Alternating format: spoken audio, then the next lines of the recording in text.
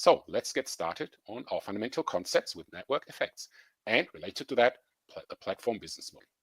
So just how fundamental these concepts are, I think has been best demonstrated by the turn of Apple's fate. You may know and have heard of the fight Apple versus Microsoft in the 70s and 80s. Microsoft won it in a crushing manner. Believe it or not, but Apple was so close to bankruptcy at one time that Steve Jobs had to leave the company that he co-founded. Their business model was a traditional linear model of sourcing hardware components and developing hardware and software and selling at a margin. In rather simplistic terms, this is how we can show it in the canvas. The most significant technical decision from a business model perspective, was Steve Jobs' decision to keep their operating system closed to third-party software. With that, the Apple Lisa had 7 pieces of software, all created by Apple and deemed by Steve Jobs was sufficient to do everything. Yep. Microsoft, on the other hand, had developed an operating system called DOS, now Windows, that was open to many hardware and software manufacturers.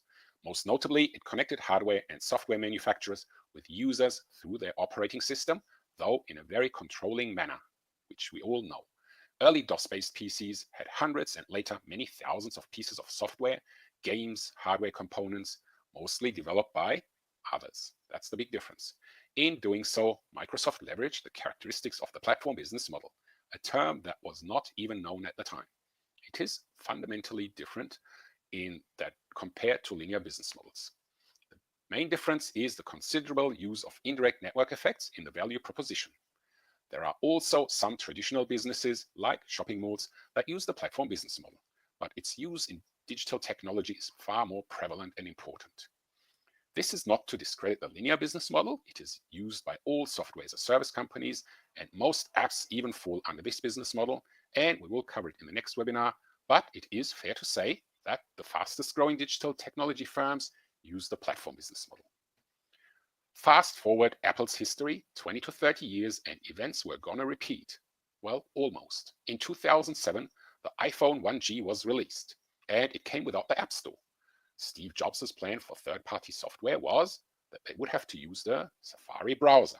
Imagine that. Jobs changed his mind due to developer protests and announced the software development kit and the App Store. It came mid-2008, almost 1 year after the iPhone 1G. In reality, he must have also feared a repeat of history, this time from Google. Google had already identified the risk to their search business from internet traffic shifting from desktop to mobile, and they had acquired Android, an operating system for mobile phones, in 2005, or hardly known at the time. In 2007, they co-founded the Open Handset Alliance, together with many of the biggest handheld manufacturers and other important partners in mobile. The first Android-powered mobile came out in 2008, and many followed over the coming years. Steve Jobs probably feared, and rightly so in my mind, that their competitors would build a valuable ecosystem that would outdo the iPhone, as did DOS with the early Mac computers. Once again, he would have the slicker, more expensive device with a relatively small ecosystem.